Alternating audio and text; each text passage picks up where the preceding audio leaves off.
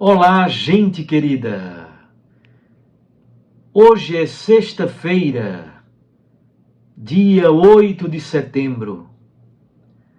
A igreja celebra hoje o aniversário de Nossa Senhora, festa da Natividade de Nossa Senhora.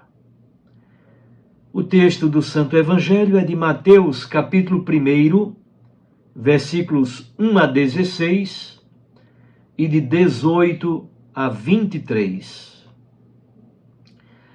Livro da origem de Jesus Cristo, filho de Davi, filho de Abraão.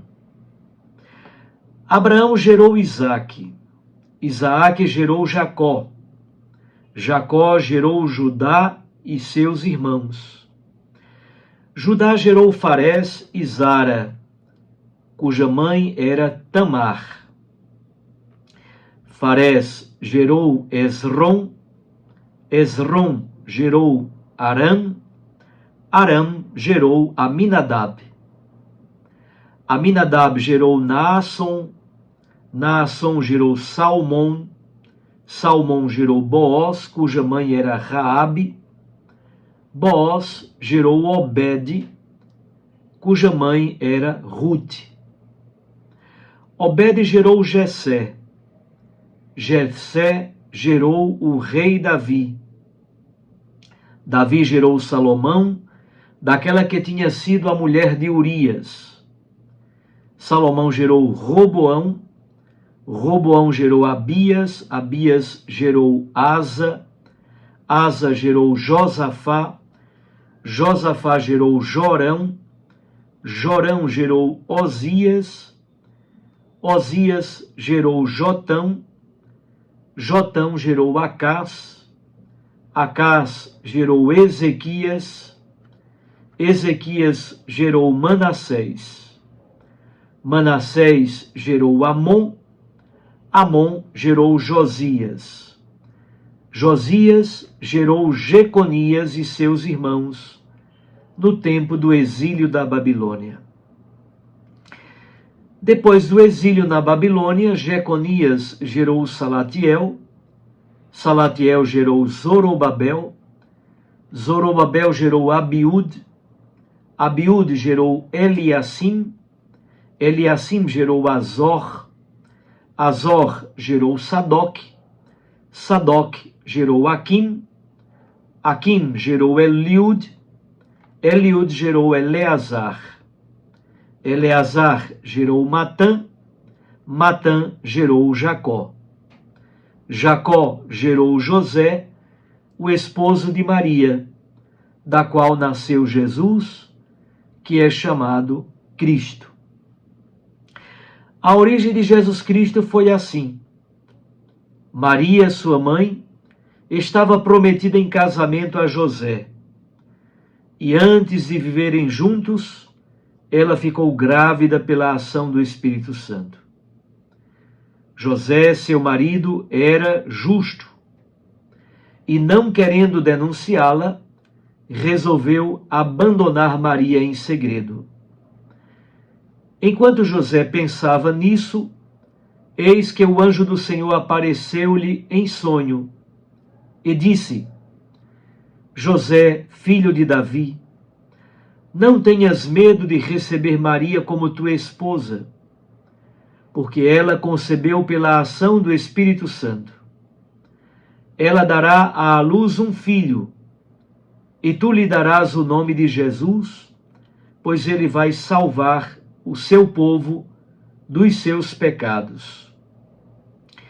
Tudo isso aconteceu para se cumprir o que o Senhor havia dito pelo profeta: eis que a virgem conceberá e dará à luz um filho. Ele será chamado pelo nome de Emanuel, que significa Deus está conosco. Palavra da salvação. Glória a vós, Senhor. Minhas irmãs e meus irmãos, a igreja celebra hoje, como disse, a festa do nascimento de Nossa Senhora. Para ser mãe do Verbo encarnado, ela foi preparada por Deus em vista dos méritos de Jesus Cristo, o seu Filho amado. Maria é a Imaculada, isto é, concebida sem o pecado original. Ela foi redimida antes que nascida. Para explicar como se dá esse processo de entrada de Jesus, de Maria, de José na história da salvação, o evangelista São Mateus introduz Jesus exatamente na história de Abraão, na história de Davi, na história do exílio da Babilônia. Mateus organiza a genealogia de Jesus a partir desses três momentos estruturantes: o patriarca Abraão, o rei Davi e o exílio da Babilônia. Jesus, no Evangelho de Mateus, é o filho de Abraão.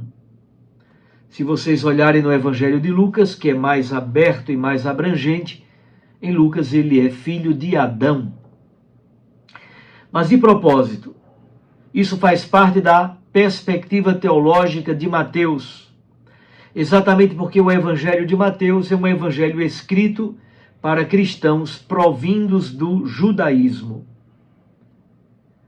Assim, Jesus é plenamente introduzido nessa história de Abraão, de Isaac, de Jacó, de José, do rei Davi, de Salomão, do exílio da Babilônia, da reconstrução do povo no pós-exílio.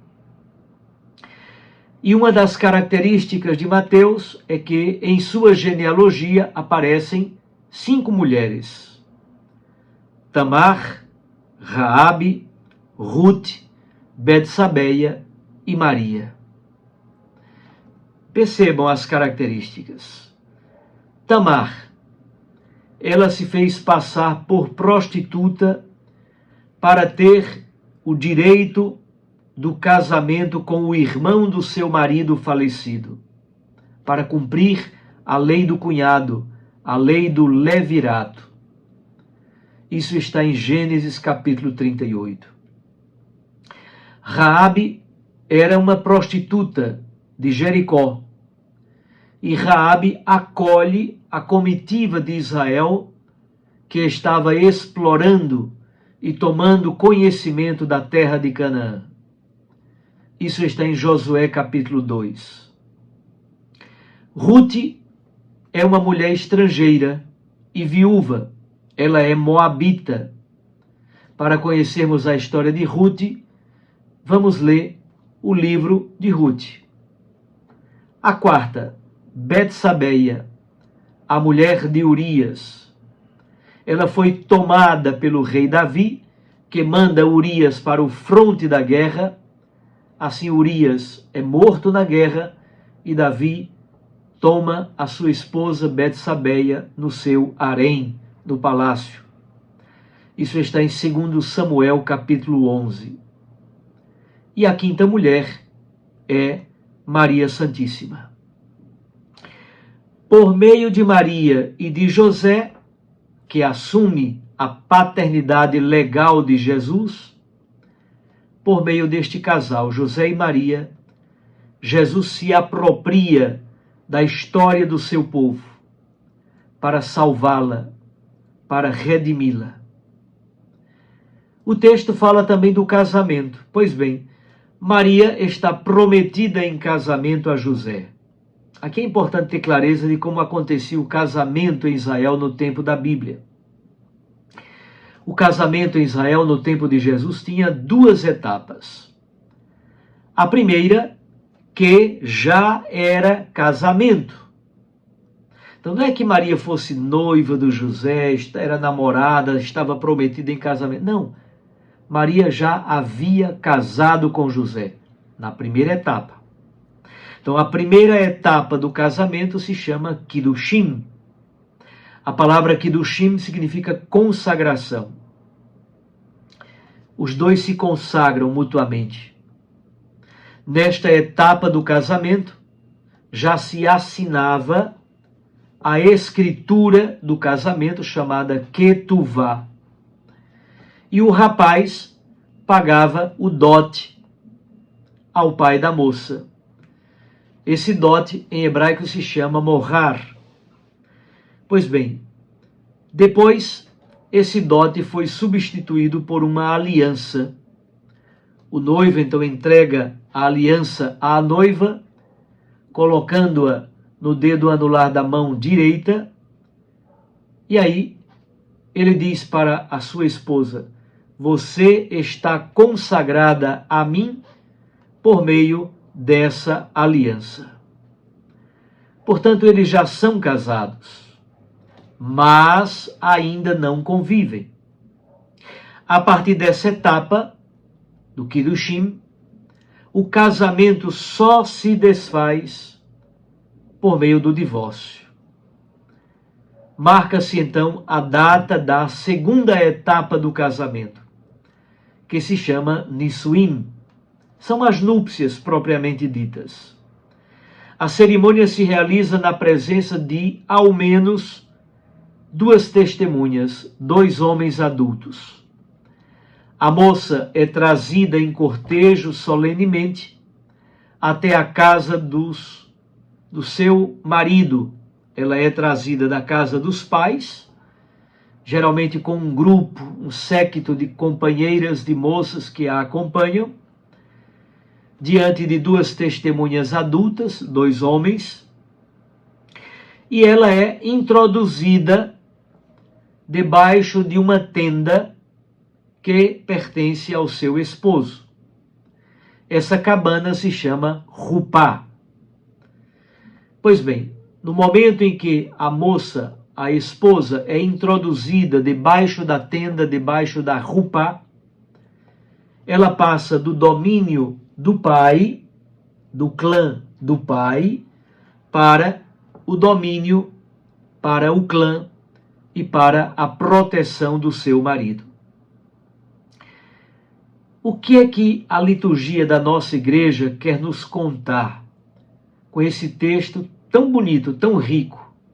Parece somente um conglomerado de nomes, mas não é. Profundamente teológico, porque aqui se resgata a história da salvação, com tudo aquilo que essa história tem de belo, mas também com os percalços, os sofrimentos, golpes de estado, adultérios, pecados vários. É bonito perceber, Jesus assume essa história concreta para salvá-la e redimi-la. E Maria, de algum modo, assume a história daquelas outras 4 mulheres, Raabe, Tamar, Ruth e Betsabeia. Maria Santíssima assume a história não somente destas 4 mulheres, mas a história de todas as mulheres. E coloca todas elas nas mãos do seu Filho Jesus Cristo. Como disse, Maria foi preparada por Deus desde antes do seu nascimento, para ser a mãe puríssima de Jesus, já que Jesus é o Filho puríssimo e ele não pode provir do pecado. O Filho de Deus, o Filho de Maria, é santo. Portanto, a sua mãe deveria ser também consagrada, purificada, redimida antes que nascida. Celebremos então festivamente o aniversário de Nossa Senhora. Mais importante do que cortar bolo e do que cantar os parabéns para ela, mais importante é viver a fé e os valores que ela professou. Parabéns, Maria. Parabéns para nossa mãezinha do céu. Parabéns para nós, na verdade, que temos uma mãe tão especial. Um abraço a você. Até amanhã, se Deus nos permitir. Eu os abençoo, em nome do Pai, do Filho e do Espírito Santo. Amém. Recorde, a palavra aquece o coração. E a Eucaristia nos lança à missão. Até amanhã.